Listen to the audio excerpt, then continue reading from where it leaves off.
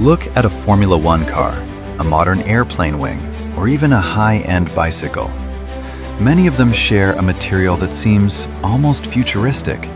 It's lighter than aluminum, stronger than steel, and yet it's made mostly from one of the most common elements on Earth. That material is carbon fiber. But what exactly is carbon fiber? How do scientists turn ordinary chemicals into something so incredibly strong? And why has it become one of the most important materials in modern engineering? Today, we uncover the secret science behind carbon fiber.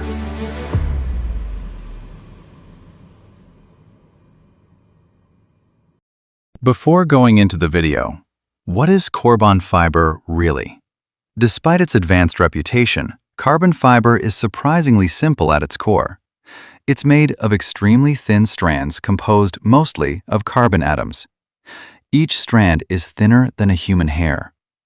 What makes these strands special is how the atoms are arranged. Inside each fiber, carbon atoms form long, tightly bonded chains arranged in microscopic crystals. These crystals align along the length of the fiber, creating a structure that strongly resists stretching and bending. The result is remarkable. Carbon fiber can be about 5 times stronger than steel, while weighing much less. That rare combination of strength and light weight is exactly why engineers value it so much. Then, where carbon fiber came from? Carbon fiber didn't appear overnight. The early development began during the mid-20th century, when scientists were searching for materials strong enough for advanced aircraft and spacecraft. Traditional metals were strong, but they were also heavy. And in aviation, every kilogram matters.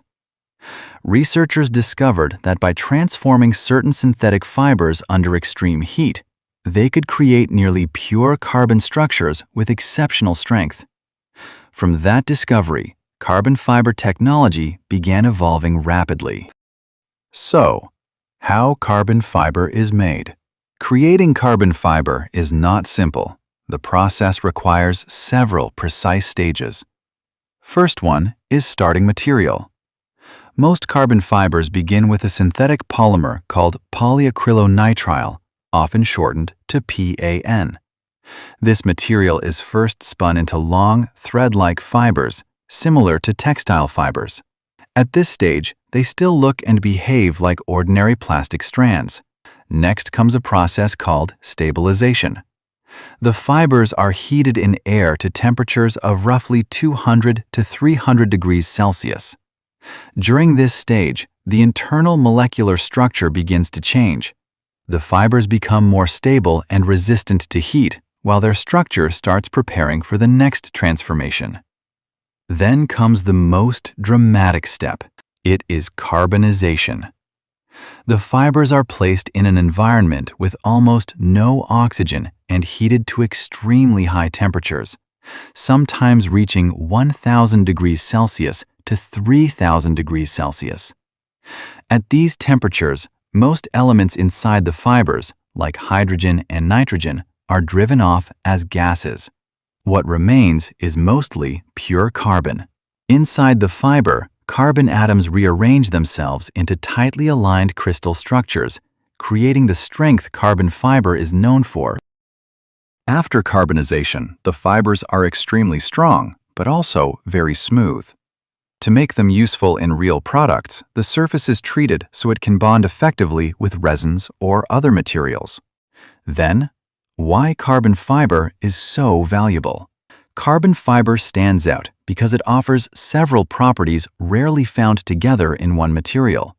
It is extremely strong, very lightweight, resistant to corrosion, able to handle high temperatures, and highly customizable in shape. Then, where carbon fiber is used.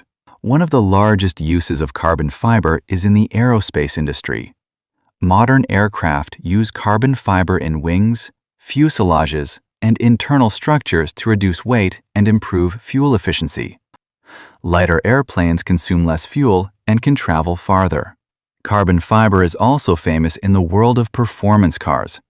Supercars often use it for body panels, chassis components, and interior parts. Reducing weight allows vehicles to accelerate faster, brake more effectively, and handle better. Athletes benefit from carbon fiber as well. It's used in bicycle frames, tennis rackets, golf clubs, and racing boats.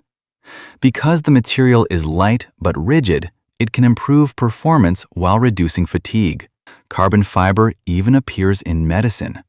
Prosthetic limbs often use it because it's both strong and lightweight.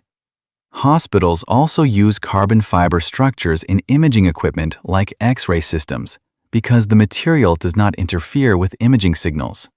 Another growing use is in wind turbines. Large turbine blades must be both strong and light. Carbon fiber helps achieve that balance, allowing turbines to capture energy more efficiently. Despite its advantages, carbon fiber has some drawbacks. The biggest challenge is cost.